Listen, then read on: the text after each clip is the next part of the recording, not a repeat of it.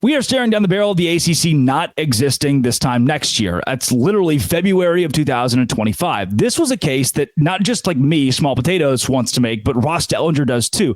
And the best way that I've heard it unpacked so far from a national perspective was Josh Pate talking about ACC's future with ESPN. What we learned from the grant of rights, and I made this case in December when Florida State first sued, when they got their hands on the copy of the grant of rights to the ACC that said, look, through the mid 2030s, we're set, right? We don't make a lot of revenue for these teams, but ESPN has us covered with a contract. And then we found out that's not exactly true.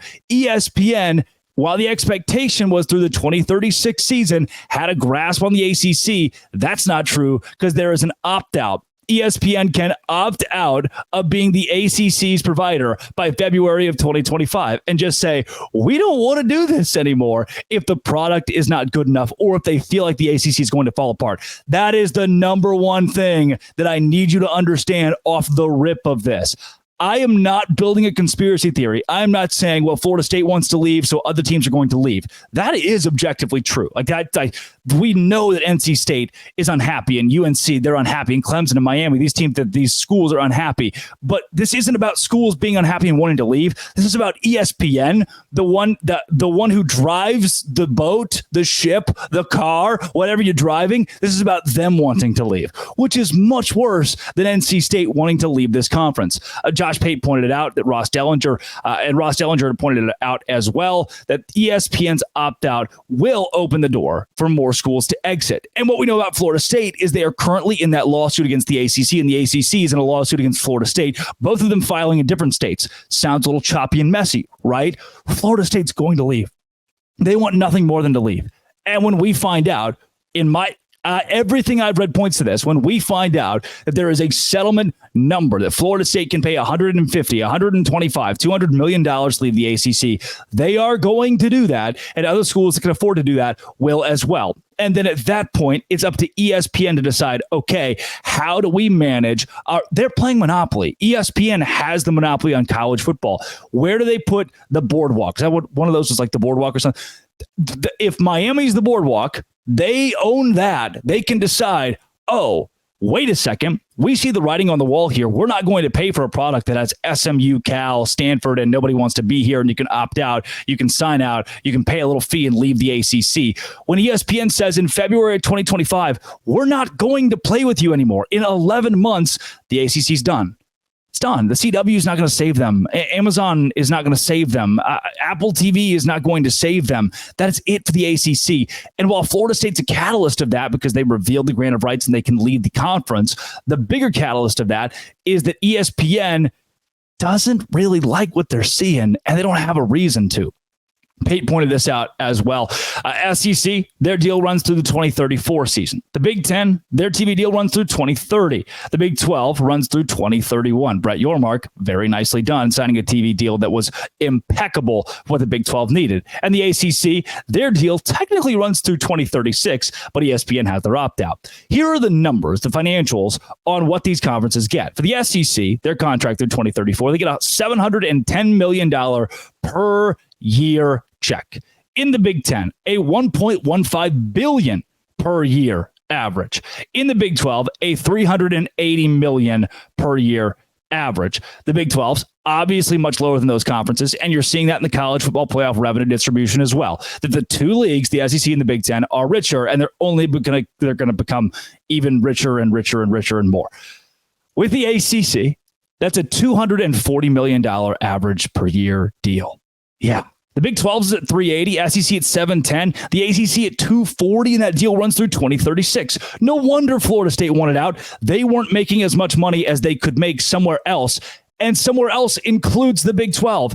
If NC State leaves tomorrow to the Big 12 and ESPN says, wait a second, we know NC State. We like their viewership numbers enough. We can bump up the Big 12's contract or pay the Big 12 a little bit extra. We want to see you, Clemson, how you compete in a different league. We want to see you, UNC, Virginia, based on your foothold geographically or your foothold from a viewership standpoint somewhere else. You can make us more money. I'm telling you, ESPN is the one. They're the ones that are calling the shots here. You can make us more money somewhere else. They're going to send these schools somewhere else, especially now that Florida State has uncovered that the ESPN contract was not agreed upon through 2036.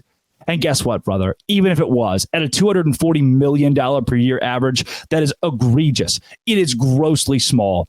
And now the big brands of that conference are not going to sit around and wait. How does that benefit the Big 12? Well, before next year, like before March 19th of 2025, we will know who the expansion partners from the ACC and the Big 12 are. We will know if it's Pitt. We will know it's Louisville. If it does, if the dream scenario falls in place and it becomes a Clemson or Miami, who, again, are not being as highly valued by the Big Ten and the SEC as we once thought. If it is a UNC of Virginia or an NC State or Virginia Tech who find their way to this conference or fall to this conference or say, look, based on what our state legislature wants, we have to go with them and they're going to the Big 12, so we will too. If any of those scenarios happen, we should know them by this time next year. We're already seeing that ESPN now, and here's part of it. We're seeing that ESPN has a good deal here. Yeah, they're getting a whole lot of exposure out of that conference for not a lot of money, like cheaply getting to see Florida State play on their network every Saturday. That's good for them. The problem comes in where that contract isn't making ESPN as much money as having Clemson in the Big 12 would, as having Miami in the Big 12 would. And then ESPN goes, wait a second, if we can opt out by 2027, as long as we do it here coming up in 2025, let's do it. Let's make more money. The whole cheap, oh yeah, it's cheap. Cheap to watch Syracuse play Wake Forest on a Saturday. Yeah, it is. No, you're right. But if it's not making ESPN money, if it is not pushing the needle there, that's when change happens. And that's when the ACC falls apart, not just because of Florida State, because of a really, really bad grant of rights and a really bad TV contract that isn't even guaranteed, though the member institutions, until about 4 months ago, thought it was. That almost sounds like a word that starts with F and ends in rod. I don't know. It's just me. I mean, that's being played out in court as we speak. Coming up, Houston, BYU, Baylor. Hello. A couple of these teams in the Big 12 actually have a shot at a national championship because of something called the Trapezoid of Excellence on Locked On Big 12, part of the Locked On Podcast Network, your team every day. Today's show is brought to you by FanDuel. FanDuel's where I go. When it's like, I want to make some money during March Madness, FanDuel. Oh, rent's coming up, FanDuel. Oh, I lost my debit card. I go to FanDuel, and they're like, hey, we'll give you some money anyway. Say goodbye to busted brackets because FanDuel lets you bet on every game of the tourney, whether you're betting on a big upset or a one seed. It's time to go dancing on America's #1 sportsbook. Right now, new customers get $200 in bonus bets if your first $5 bet wins. $200 in bonus bets if your first $5 bet wins. Use it on point spreads, money lines. You can even pick who's going to win it all. That's $200 to use on any of that in free play. Just visit FanDuel.com/lockedon and bet on college hoops until they cut down the nets. Right now, I'm looking at a juicy minus 200 for Iowa State to go to the Sweet 16 at FanDuel. Hello. I like free money. FanDuel.com/locked on today. You go visit it. You get your $200 in free play if you use $5 bet that hits. FanDuel.com/locked on.